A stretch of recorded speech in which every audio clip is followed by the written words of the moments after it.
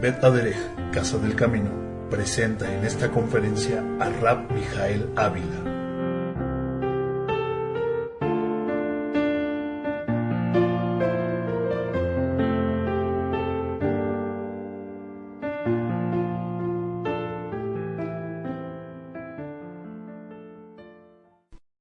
Este día 19 de Tamuz del año 5763, 19 de julio del año 2003, la Perashá Shavua es Pinhas, que corresponde al libro de Números, Bamidbar, capítulo 25, desde el verso 10 al 30, verso 1. Números 25, desde el 10 al 31. Y dice la Biblia en esta Perashá: y habló el Eterno a Moshe, diciendo... ¿Cómo lo dice en español ahí? Finés, que en hebreo vendría a ser Pinhas. Fíjense cómo cambia bastante lo que vendría a ser la pronunciación. Es que ahí utiliza para este nombre la letra hebrea P. Y P, dependiendo del signo diacrítico y dependiendo del contexto, podría pronunciarse como P o como Fe. Entonces aquí optaron por ponerle Fe, en este caso Finés, aunque en hebreo vendría a ser Pinhas. Entonces, y habla el Eterno a Moshe diciendo: Pinhas, hijo de Eleazar, hijo del sacerdote Aarón, ha hecho desviar mi ira sobre los hijos de Israel, al llevar mi venganza entre ellos, y así no consumí a los hijos de Israel en mi ira. En esta perashá vamos a abordar un tema que resulta ser práctico, porque nos vamos a enfrentar a lo largo de esta perashá a un episodio que nada más lo menciona tal cual, que es el episodio de un personaje llamado Caleb. Caleb, que en hebreo significa perro. Me acuerdo cuando habíamos comprado a la perrita, le íbamos a poner Calvá. Sin embargo, en español, pues obviamente el término calva, aunque no tiene la acentuación al final, pues denota una persona que no tiene cabello. Sin embargo, en hebreo, para lo que vendría a ser el femenino de perro, vendría a ser calvá. En el hebreo es Caleb o Keleb, dependiendo la forma en cómo se pronuncie, que es perro. Lo interesante de este evento que vamos a ver es precisamente una motivación que mucha gente tiene para efecto de poder hacer tareas que el Eterno nos encomienda a lo largo del servicio que nosotros brindamos para Él. Y lo interesante es analizar esta tarea que el Eterno le encomienda a este varón, juntamente con otros 11, que más adelante vamos a ver. Vamos a comenzar con la enseñanza, y les voy a invitar que vayamos al libro de Números, capítulo 26. Después de que la Biblia narra precisamente el censo que harían con cada una de las tribus, nos encontramos casi al final de este capítulo, precisamente con una mención, verso 64. Y entre estos, ninguno hubo de los contados por Moshe y del sacerdote Aarón, quienes contaron a los hijos de Israel en el desierto de Sinaí. Si ustedes recuerdan en alguna parashá, yo estaba enunciando cuáles habían sido el censo que se había hecho de todo el pueblo mientras estuvo en el desierto. Y dice la Biblia que dentro de los que se contaron en este capítulo, ninguno hubo de los que se contaron en aquella ocasión. Y el verso 65 dice: porque el Eterno había dicho de ellos: morirán en el desierto, y no quedó varón de ellos, sino Caleb, hijo de Jefoné, y Yoshua, hijo de Nun. ¿Por qué quedarían estos dos hombres precisamente con vida de una generación que fue acabada completamente en el desierto? Vamos a remontarnos a Números capítulo 13, verso 1, para ver qué es lo que estaba sucediendo con esta tarea que les iba a encomendar el Eterno por medio de Moshe. Números capítulo 13, verso 1. Dice la Escritura: y habló el Eterno a Moshe, diciendo: envía tú hombres que reconozcan la tierra de Canaán, la cual yo doy a los hijos de Israel. De cada tribu de sus padres enviaréis un varón, cada uno príncipe entre ellos. Y Moshe los envió desde el desierto de Parán, conforme a la palabra del Eterno, y todos aquellos varones eran príncipes de los hijos de Israel.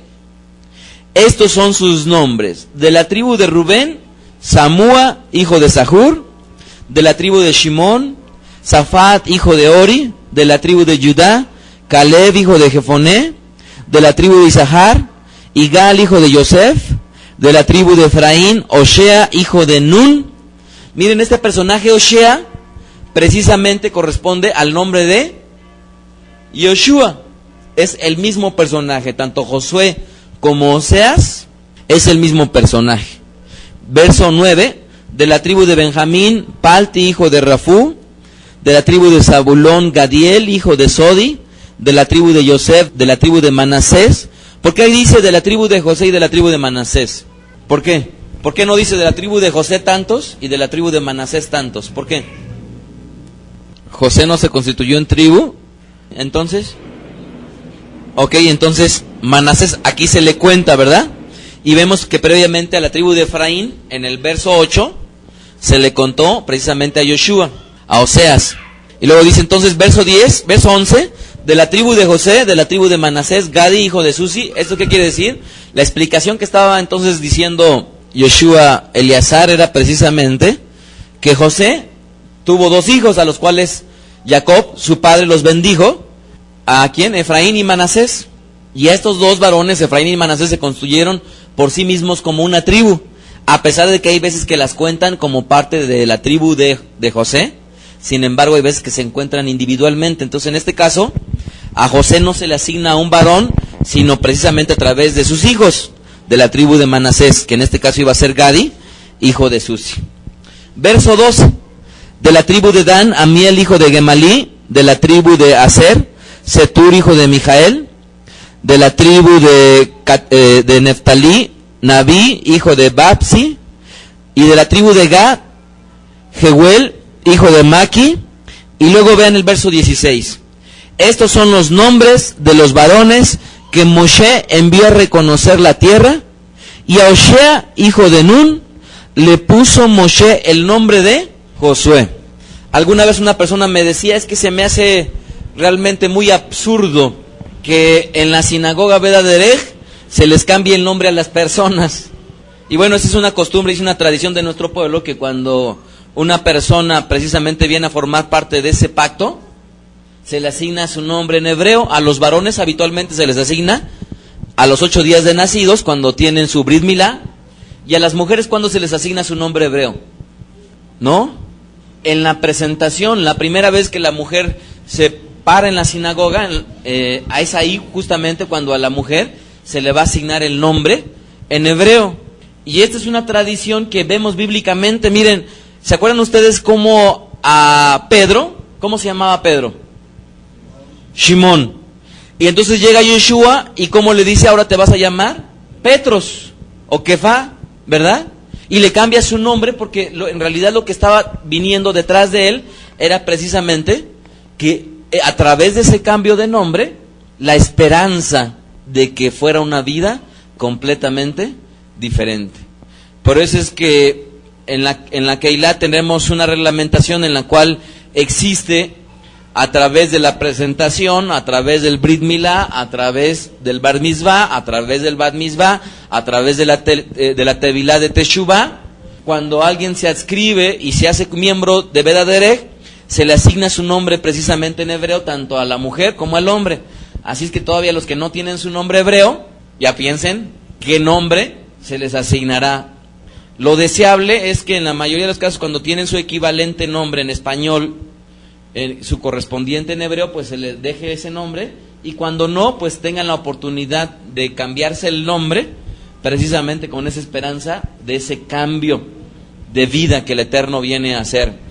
No nada más fueron los únicos nombres en el Brit Hadashah como Pedro o como el mismo Rabbi Shaul que les fueron cambiando el nombre, sino también vemos que desde el Tanaj existía precisamente esta práctica. Entonces cuando digan ustedes por qué, pues a final de cuentas es una práctica bíblica. ¿Sí estamos de acuerdo? Entonces cuando llegan con Jonathan Yitzhak y le dicen, tú te llamas Jorge, ¿por qué te dicen allá Jonathan Yitzhak? Pues porque es una práctica bíblica. Y aquí lo vemos una vez más. Verso 16. Estos son los nombres de los varones que Moshe envió a reconocer la tierra. Y a Oshea, hijo de Nun, le puso Moshe por el nombre de Yoshua. Ya no nada más era Oshea, que era salva, sino ahora vendría a ser Yeshua. Hashem salva. La primera vez que aparece en la Biblia este personaje llamado Caleb, justamente es en este capítulo. O sea, esto es, la Biblia no nos da detalles de cómo era Caleb. No nos dice si era alto, si era chaparrito. Lo que sí es que me dice que tenía un carácter perseverante, tenía un carácter que de alguna u otra manera lo distinguía. ¿Y por cómo lo podemos saber esto? Porque precisamente el nombre del varón o el nombre de la mujer mucho tenía que ver con el carácter o con la esperanza de cómo iban a ser tanto el hombre con la mujer, ¿verdad? Entonces Caleb, que significaba perro, pues bueno, una forma o el mismo carácter del perro tendría que ser parte del carácter de este hombre llamado Caleb. Podría haber sido tal vez un buen amigo, de acuerdo a la enseñanza, al entendido tradicional de lo que vendría a ser un perro, pero también alguien que cuida su territorio. ¿Estamos de acuerdo? Digo, si hay un animal que cuida su territorio, ¿quién es? Y precisamente vemos que Caleb vendría a ser un varón que vendría a cuidar su territorio. ¿Sí estamos de acuerdo? Entonces, por ahí podríamos especular mucho. Lo que es definitivo es que la Biblia no nos dice absolutamente nada, salvo que dice la Biblia que dentro de estos varones tenían una característica. Vean el verso 3. Ellos eran príncipes dentro de los hijos de Israel. ¿Qué quiere decir esto? Que de alguna u otra manera eran hombres que habían sido y que habían tenido una distinción de tener una eminencia, un cargo de liderazgo dentro de su tribu. Y no nada más eso, sino que se les había visto algo tan especial en ellos.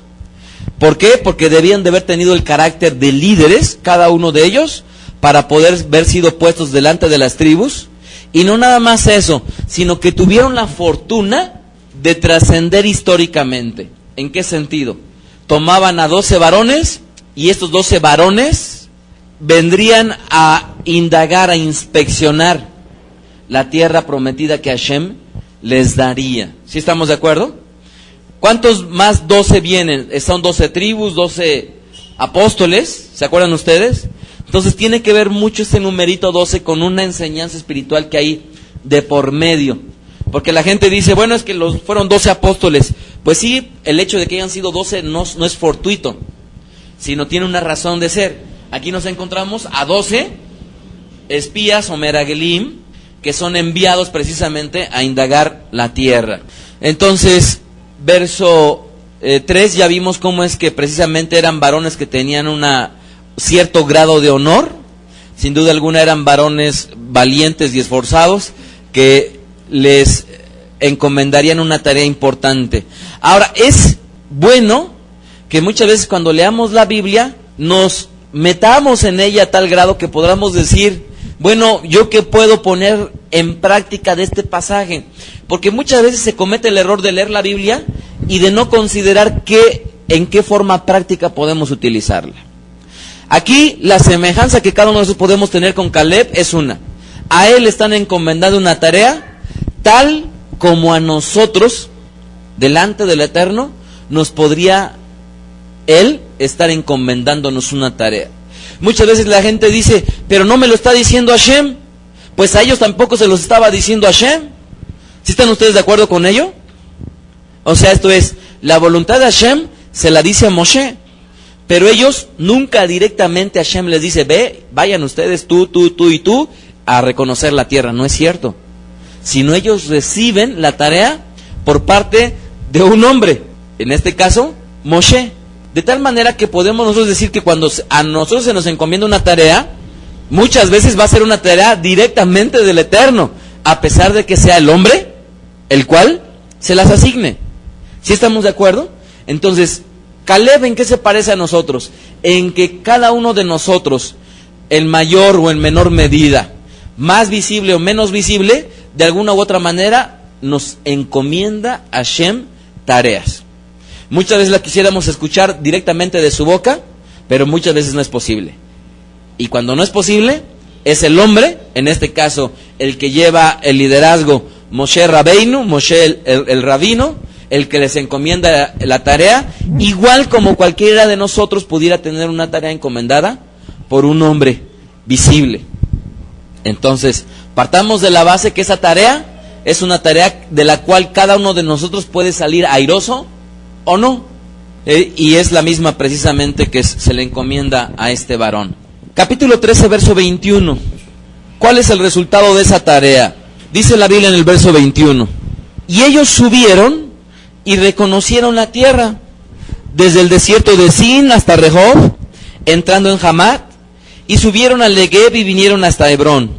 Y allí estaban Aimán, Sesaí y Talmai, hijos de Anac.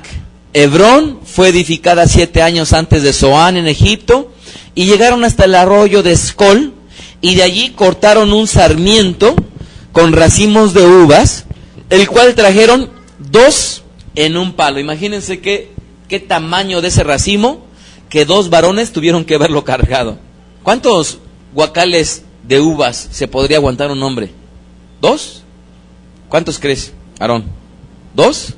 2 de 40 o 50 kilos. Vamos a ponerle que 2, caray, un guacal de uvas pesaría 40 kilos, ¿los 2? Ajá. O sea, si se cargan 2 guacales serían 20 kilos, 20 kilos, un hombre. Y estaríamos hablando que si fueran 2, serían 80 o 100 kilos tal vez. Bueno, pues este racimo impresionante, imagínense haber degustado de él, lo tenían que cargar 2 hombres. Ya me imagino que se han de haber turnado en el camino, ¿no? Yo creo. Es como cuando vemos en las películas que salen de campamento, o que sale la milicia y que van muy lejos y de repente hay uno que lo hieren o que se lastima y que lo tienen que ir cargando entre 2 y lo llevan durante todo el trayecto. Bueno, pues en este caso eran 2 varones que estaban cargando precisamente este fruto. Verso 24. Perdón, ahí mismo, el verso 23. Y llegaron al arroyo de Escol, y de allí cortaron un sarmiento con un racimo de uvas, el cual trajeron 2 en un palo, y de las granadas y de los higos. Y se llamó aquel lugar el valle de Escol, por el racimo que cortaron de allí los hijos de Israel. Verso 25. Y volvieron de reconocer la tierra al fin de ¿cuántos días? 40 días. Entonces, la tarea hasta este momento estaba siendo cumplida. ¿Están ustedes de acuerdo? Él les manda, vayan y reconozcan la tierra. Ellos van y la reconocen. Y hasta este momento la tarea, podríamos decir, que llevaba palomita, ¿verdad? Estaba cumpliéndose la tarea encomendada. Pero ¿qué es lo que sucede? Ellos debían de venir con Moshe a contarles cuál había sido precisamente su reconocimiento, las noticias. Verso 26. Y dice la Biblia, y anduvieron y vinieron a Moshe y Aarón y a toda la congregación de los hijos de Israel en el desierto de Parán, en Cadés, y dieron la información a ellos y a toda la congregación. ¿Y qué dice la Biblia? Y les mostraron el fruto de la tierra. Y les contaron diciendo, nosotros llegamos a la tierra a la cual nos enviaste, la cual ciertamente fluye leche y miel. Y este es el fruto de ella. No había vuelta de hoja. El fruto de la tierra había sido o era abundante. Verso 27 es lo que dice la Biblia. Yo recuerdo uno de los testimonios que nos platicaba precisamente Aarón, yo no sé si ustedes lo recuerdan, que un día él estaba sembrando precisamente los elotes y nos contaba cómo es que los terrenos de sus vecinos, los elotitos bien enjutos y bien poquito, y su terreno estaba lleno de elotes. Y cómo es que el Eterno lo bendecía a él, y la gente llegaba al campo de él y le preguntaba, oye, pero tú qué le hiciste, ¿no? ¿Por qué tu campo sí da muchos más elotes que los nuestros? Y la gente se preocupaba, se preguntaba por qué, ¿verdad? Y cómo es que en esta tierra, pues era una tierra bendita, y cómo es que el Eterno precisamente les daba frutos en abundancia. Entonces, la primera parte, el reconocimiento de la tierra, ya estaban dando ellos su veredicto. ¿Qué es lo que ellos habían visto? ¿Cuál era la segunda tarea? Precisamente dar noticias de qué era lo que pasaba con la gente. Verso 30. Entonces ahí mismo en el verso 28. Dice, mas el pueblo que habita aquella tierra es fuerte, y las ciudades muy grandes y fortificadas, Y también vimos allí a los hijos de Anac. Amalek habita el Negev, y el Eteo, y el Jebuseo, y el Amorreo habitan en el monte. Y el Cananeo habita junto al mar y a la ribera. Ya con estas noticias que les estaban diciendo, dice, el pueblo de aquella tierra es fuerte y sus murallas son grandes y fortificadas. Ya les estaban transmitiendo al pueblo su preocupación de ir y tomar la tierra para sí. Fue tal la noticia que les estaban dando que Caleb se vio en la necesidad de hacer unas aclaraciones. Verso 30. Entonces Caleb hizo callar al pueblo delante de Moshe y dijo, subamos luego y tomemos posesión de ella, porque más podremos nosotros que ellos. Esto es, Caleb, aquí no dice que Yoshua, pero también Yoshua estaba en la misma posición. Tanto Yoshua como Caleb estaban ciertos de que podrían tomar en posesión la tierra prometida, porque sabían que el Eterno se los había prometido. Verso 31, no se quedaron hasta ahí, sino que aún, dice la Biblia, mas los varones que subieron con él, dijeron, no podremos subir contra aquel pueblo, porque es más fuerte que nosotros. Y hablaron mal entre los hijos de Israel de la tierra que habían reconocido, diciendo, la tierra por donde pasamos para reconocerla, es tierra que traga a sus moradores, y todo el pueblo que vimos en medio de ella, son hombres de grande estatura. También vimos allí gigantes, hijos de Anac, raza de los gigantes, y éramos nosotros a nuestro parecer como langostas, y así les parecíamos a ellos. ¿A quiénes habían encomendado esta tarea? A los hombres que se habían distinguido en su liderazgo, a los hombres valerosos, príncipes dentro de las tribus, y estos príncipes que eran el ejemplo para los demás, se estaban acobardando al ver a los moradores de la tierra. Pero había dos hombres, ¿quiénes eran? Caleb y Yoshua, que se estaban poniendo delante del pueblo y diciendo, ¿saben qué? Sí podemos. Pero ¿a qué grado había sido la noticia que les habían dado? Que el pueblo sufrió por esas noticias y tuvo temor. Vean el verso 1 del capítulo 14. Entonces toda la congregación gritó y dio voces, y el pueblo lloró aquella noche. Y no se contentaron con eso, sino además se empezaron a quejar en contra de sus líderes. Y se quejaron contra Moshe y Aarón, todos los hijos de Israel, y les dijo toda la multitud, ojalá muriéramos en tierra de Egipto, o en este desierto, ojalá muriéramos. ¿Y por qué nos trae Hashem a esta tierra para caer a espada? Y que nuestras mujeres y nuestros niños sean por presa. ¿No nos sería mejor volvernos a Egipto? Y decían el uno al otro, designemos un capitán y volvámonos a Egipto. Miren de qué manera estaba siendo la influencia de estos varones. Y sigue diciendo el verso 5, entonces Moshe y Aarón se postraron sobre su rostro, delante de toda la multitud de la congregación de los hijos de Israel.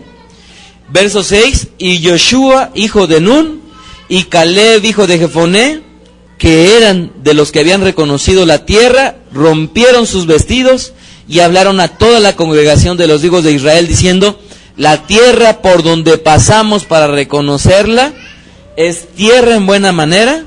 Si el Eterno se agradare de nosotros, Él nos llevará a esta tierra y nos la entregará. Tierra que fluye leche y miel. Y miren la tremenda sentencia.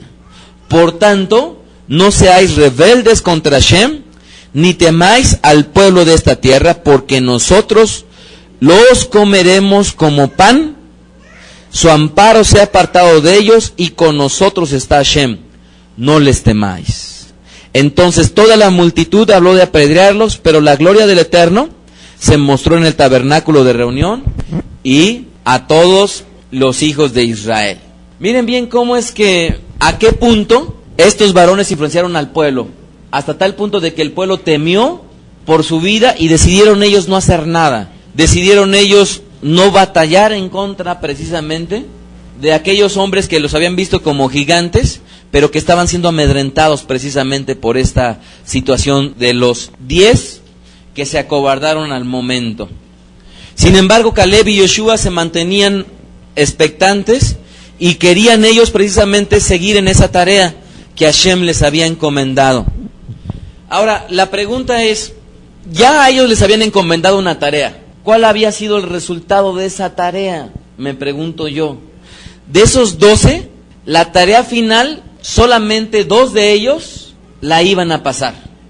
¿Esto qué quiere decir? El 83%, esto es, de los 12 varones, solamente el 10 no podrían haber pasado esta tarea bien. ¿Qué quiere decir esto? Si nosotros tomáramos como ejemplo eso, de el 100% de los varones o de las mujeres que estuviéramos aquí les encomendáramos una tarea, podría ser que el 83% la tarea no la hiciera correctamente. Podría ser que el 17% sí. Pero lo importante no es tanto quién hace o no hace bien la tarea, sino más bien quién hasta el final precisamente la concluye. ¿Cuál fue la consecuencia? Precisamente estos 10 varones murieron. Y 2, no nada más sobrepasaron a los 10 varones que fueron, sino además de todo el pueblo, serían los únicos que pasarían a la tierra prometida. Dice la Biblia que para ese entonces, ¿saben cuántos años tenía Caleb? Tenía 40 años. 40 años tenía Caleb, cuando el Eterno le estaba encomendando esta tarea tan importante. Y aproximadamente tenía 83 años, cuando se planta delante de Moshe y le dice, ¿sabes qué? Dame la tierra que el Eterno me prometió. O sea, esto es, después de los 80 años, Caleb pasaría a la tierra prometida. El Eterno les daría 1 año por cada día que cada uno de los espías pasó inspeccionando la tierra prometida. Entonces Caleb tenía 40 años, pasarían 80 años para que diera el fruto de su valor y de que verdaderamente la tarea pudo haber sido pasada. Y por eso es que muchas veces yo digo, bueno, es que esto del judaísmo está en los albores. ¿Cuántos años pasarán para que el Eterno nos permita ver a muchos de nosotros verdaderamente los frutos? No lo sé, pero sí digo, si varones como Caleb tardaron 40 años para ver, yo digo, más vale, Mijael, que tengas paciencia. ¿Están ustedes de acuerdo? ¿Están ustedes de acuerdo? O sea, porque tal vez no será un fruto que veremos nosotros, pero sin duda alguna vendremos a ser los que apuntalemos muchas de las cosas que el Eterno vendrá a dar a su pueblo. Y tal vez pasarán estos 40 años como Caleb para que llegue a la tierra prometida. Y tal vez no me tocará a mí, pero tal vez sí será alguno de mis hijos que le toque las glorias de poder ver que verdaderamente los cielos se abren completamente para que el Eterno haga su voluntad, no nada más para México, sino para todo el mundo, y que su Keilah verdaderamente venga a ser una. Entonces, bueno, pues los ejemplos ahí están. El tiempo en el Eterno no es fácil. Esto es, si han habido años de sufrimiento, ahora que se acercaban a mí me decían, oiga, rabino, queremos que nos case. Yo le decía, sí, cómo no, pero sabes que hay algunos requisitos que tienes que cumplir. Y platicando hoy con Yohanan, yo le decía, mira, aquí tengo la hoja de requisitos. Le digo, estos requisitos en su momento, no saben ustedes cuánto me costaron. O sea, porque me costaron ni mucho poder establecer cuáles eran los requisitos. Que tienen que tener las velas, que tienen que tener una copa, que tienen que tener un pañuelo. Bueno, la primer boda fue realmente algo tremendo, porque fue una tarea titánica y maratónica. Yo me llevé muchísimas horas de trabajo para preparar esto, que hoy en día se resume en una hojita, me refiero a la cuestión de los requisitos, pero que en su momento me costó y me costó mucho. Ahora yo digo, para los rabinos que saldrán de aquí, para los pastores que saldrán de aquí, no les costarán las horas que a mí me costaron. Nada más les costará decir, rabino, démela para que yo se las dé. ¿Y cuánto batallaron? 0 bolita. Pero a mí sí me costó muchas horas de trabajo. Pero Baruch Hashem, porque alguien tiene que hacer ese trabajo. ¿Estamos de acuerdo? Lo importante es ya no volverlo a hacer. Y digo, y esto tiene que ver mucho con la organización que cada uno de nosotros ponga del asunto. Si yo les muestro la computadora y les mostraría cada uno de los libros de la Biblia, cómo los tengo yo divididos y todos los estudios que tengo escritos y toda la enseñanza que tengo ahí, yo le decía a mi esposa, oye, es que es increíble, o sea, ¿Cuánto no podría yo escribir aquí? Porque mucha gente escribe y dice, no ha sacado nuevos artículos, nuevos estudios, y efectivamente no tengo tiempo muchas veces para poder escribirlos, pero material tengo a raudales. Lo que hace falta es que precisamente otros vengan a complementar esa labor que hace falta. ¿Sí estamos de acuerdo? O sea, la enseñanza ya está. Lo que hace falta es que no nada más se termine de detallar, o que sino además se le ponga precisamente el carácter de un estudio a una enseñanza que ya tengo plasmada. Pero pues bueno, la enseñanza bíblica es una. Si alguna tarea nos encomienda el Eterno, va a haber muchas veces que tengamos que esperar resultados, como en el caso de Caleb, de hasta 40 o más años. Así es que tomemos las cosas con calma. Y si hay algo que el Eterno ha trabajado más en mí, ha sido en una cosa: en paciencia. En paciencia. Y cuando muchas veces somos pocos o somos muchos, lo único que hay detrás es paciencia. No queda de otra. Pues bueno, tenemos que entender que hay una tarea que a cada uno de nosotros el Eterno nos da, igual como se la dio a Caleb. Lo importante es que esa tarea que cada uno de nosotros tenemos por cumplir, ya bien sea tocando, ya bien sea enseñando, ya bien sea haciendo las perashot, ya bien sea haciendo el aseo, ya bien sea recogiendo las sillas, lo que sea, a final de cuentas es el momento para que cada una de las tareas que el Eterno nos ha encomendado, verdaderamente las hagamos y las hagamos con ahínco. Y que si hubo 12 varones a los cuales se les encomendó una tarea y solamente 2 pasaron correctamente esa tarea, nosotros no nos quedemos dentro de los 10, sino verdaderamente cumplamos la tarea como la cumplió tanto Caleb como Yoshua. A lo largo de este estudio, últimamente el Eterno me ha motivado más precisamente a hablar al respecto de todos aquellos que tenemos algún cargo dentro de una congregación, ya bien sea rabinos, pastores o líderes, y me doy cuenta del liderazgo que tuvo Moshe. Y en este ejercicio es una enseñanza también para todos aquellos que, o bien teniendo un liderazgo dentro de la congregación, o bien teniendo un liderazgo dentro del hogar, o dentro de la empresa, o dentro de lo que sea, porque de alguna u otra manera cada uno de nosotros nos desempeñamos en el área en el cual estamos, como líderes, como cabeza de algo, ya bien sea en un aula de clases, ya bien sea en una empresa, ya bien sea en una congregación con nuestros hijos, pero a final de cuentas cada uno de nosotros, tarde que temprano, vamos a tener que ejercer labores de liderazgo. Y yo veía y analizaba este ejemplo de Moshe, y me daba cuenta que tuvo un gran acierto Moshe, y es un acierto que nosotros tenemos que aprender, y es el primer acierto que tuvo Moshe. ¿Cuál fue el acierto que tuvo Moshe? Cuando él les dio una tarea, en este caso a la gente que estaba bajo su mando, se las dio muy puntual. ¿Qué quiere decir esto? Tienen que hacer esto, esto y esto. Cuando nosotros estábamos en el anterior lugar y en la Bet Knesset teníamos nosotros el calendario para hacer las tareas, pues lo que más nos convenía era poner, tienen que hacer esto, puntualmente, para que no hubiera margen de que no lo hicieran. Y fíjense que Moshe precisamente actuaba así. Vean el libro de Números capítulo 13, verso 17. Y miren cómo dice la Biblia en el verso 17. Los envió pues Moshe a reconocer la tierra de Canaán, diciéndole, subid de aquí al Negev y subid al monte y observar la tierra como es. Y miren bien punto por punto. En primer lugar, les dice Moshe, observen el pueblo que la habita. ¿Y qué me tienen que decir? ¿Qué le tenían que decir a Moshe? ¿Es fuerte o es débil? ¿Sí estamos de acuerdo? Si es poco o si es numeroso. ¿Cuál era el primer punto de la tarea? Vayan y observen quién habita. Si es fuerte o es débil, si es poco o es numeroso. Muy clara. Cuando llegaron los varones, tenían que concretarse a hacer una cosa, a decirle, ya observamos al pueblo, no es débil, es fuerte. No es poco, es numeroso. Esa era la tarea. Punto número 1. Punto número 2, véanlo ahí, o el punto número 2 de la tarea. ¿Cómo es la tierra habitada? ¿Es buena o es mala?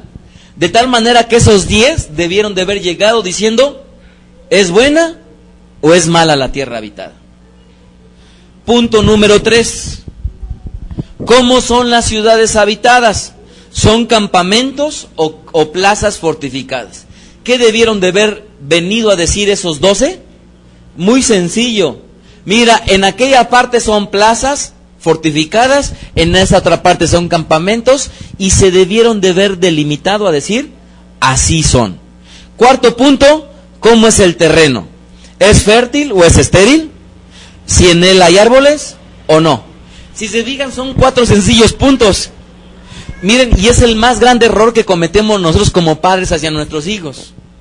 Le decimos muchas veces, oye, yo quiero que tú vayas y me laves el coche. Y el hijo va y lava el coche. Y ya lo que te lo terminó de lavar, sales, oye, pero ¿por qué si está bien sucio esto, bien sucio lo otro, bien sucio aquello, no lavases bien las llantas, no esto, no lo otro, no aquello? Cuando en realidad, si nosotros queremos que nuestros hijos hagan bien la tarea, lo que tenemos que hacer es, mira, Irán, las llantas las tienes que lavar así. El vidrio lo tienes que lavar así. Cuando lo vayas a secar, lo tienes que secar así. Y cuando nosotros como padres les demos las tareas a nuestros hijos, tienen que ser lo más puntual posible.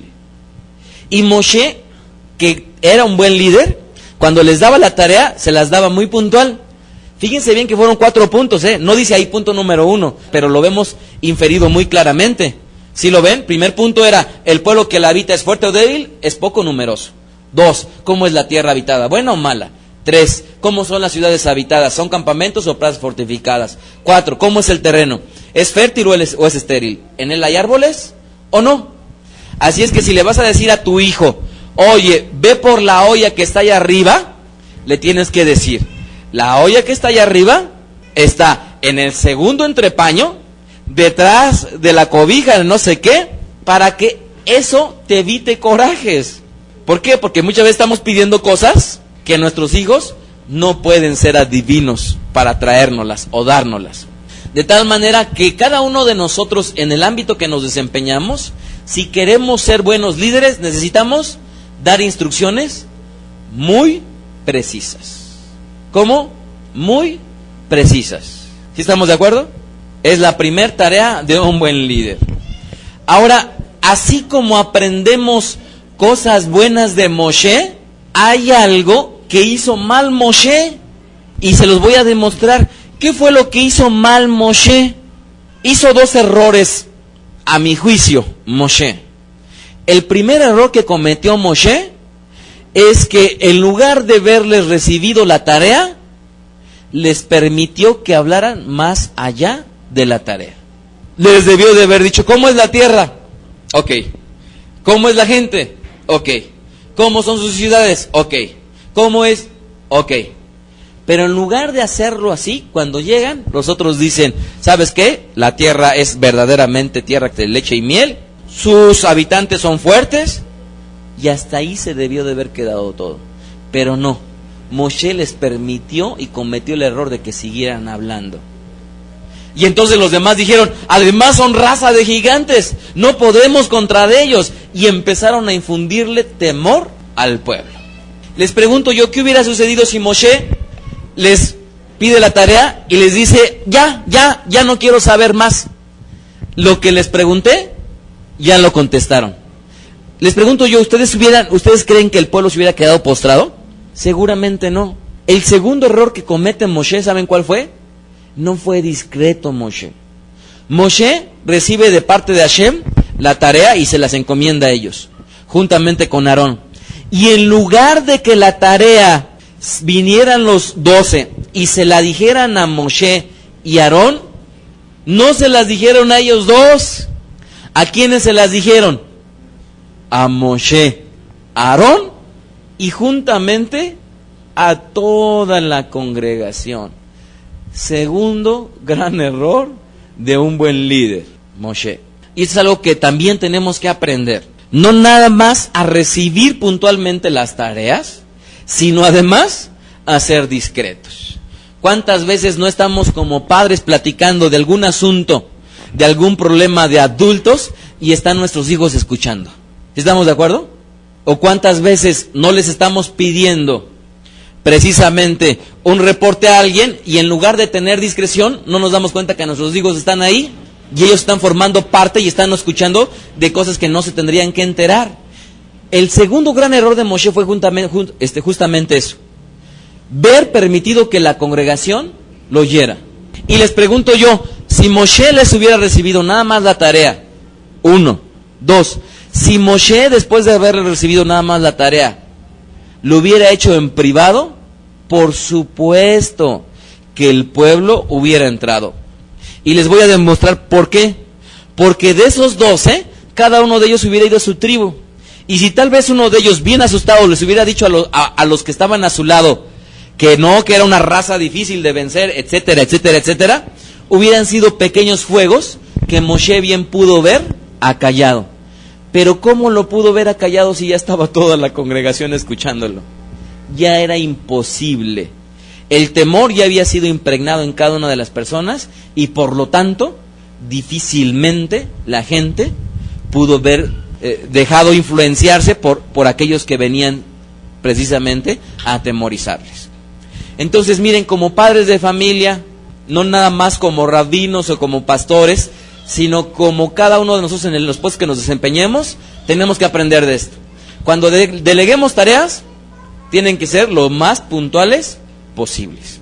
2, esas tareas las tenemos que recibir igualmente lo más puntuales posibles. Y 3, tenemos que tener discreción, porque dependiendo la tarea, no siempre les permitiremos que la demás gente lo oiga. ¿Estamos de acuerdo? Ahora, ya aprendimos que Moshe es un buen líder, pero también aprendimos que Moshe era un hombre como cualquiera de nosotros, con sus errores y con sus virtudes, con sus defectos y con sus aciertos. Así es que cuando estudiemos la Biblia, por favor, si queremos progresar, tenemos que decir, verdaderamente tengo que aprender como Moshe era, y tengo que aprender de sus aciertos, tanto como de sus errores. Y no caer en ese falso juego de decir, es que Moshe era tan grande, y no quiere decir que no lo sea, pero es que en la medida que consideramos que Pedro era tan grande, que Pablo era tan grande, ¿sí me explico? Difícilmente ya podemos acercarnos a ellos, cuando en realidad eran tan humanos como cualquiera de nosotros. Y esto lo que nos lleva es que precisamente podemos alcanzar parte de la gloria que ellos tuvieron. No me refiero gloria para el hombre, sino más bien en el servicio precisamente a Hashem. Pedro fue duramente regañado por Rabí Shaul, ¿se acuerdan ustedes? Rabí Shaul tuvo el desprestigio de haber caído en la cárcel después de haber sido reconocido como un creyente. Imagínense que Haz Shalom, yo hubiera salido de la cárcel. ¿Qué hubieran dicho ustedes? Ya no sería lo mismo, ¿están ustedes de acuerdo? Y Rabí Shaul tuvo que luchar contra todo eso. Pedro haber sido recriminado por Rabí Shaul. Y digo, si empezamos a contar los errores que todos cometieron a lo largo de la Biblia, grandes hombres, lo importante más bien es no tanto juzgarlos, sino verdaderamente aprender de eso. Entonces, todos tenemos mucho que aprender. Aún los que no están casados o los que no tienen hijos, precisamente aprender que cuando les den una tarea a sus hijos, tienen que ser lo más puntuales posibles. Tienen que aprender que la respuesta la tienen que tener igualmente así puntual, y también que tienen que tener discreción cuando muchas veces haya tareas que les encomendemos. ¿Amén? ¿Tienen alguna duda? ¿Algún comentario? Con esto terminamos. Gracias por todos aquellos que comprarán este CD de enseñanzas de la Perashá. Reciban una bendición desde la sinagoga de Derech. Shalom. Escuchaste a Rab Mijael Ávila. Para conocer más de sus conferencias, visita la página betadrej.com. Síguenos en las redes sociales, YouTube, Facebook, Twitter. Búscanos como Mijael Ávila. Si deseas adquirir alguna conferencia o estudio particular, escríbenos al correo mijael@betadrej.com. Shalom Alejem.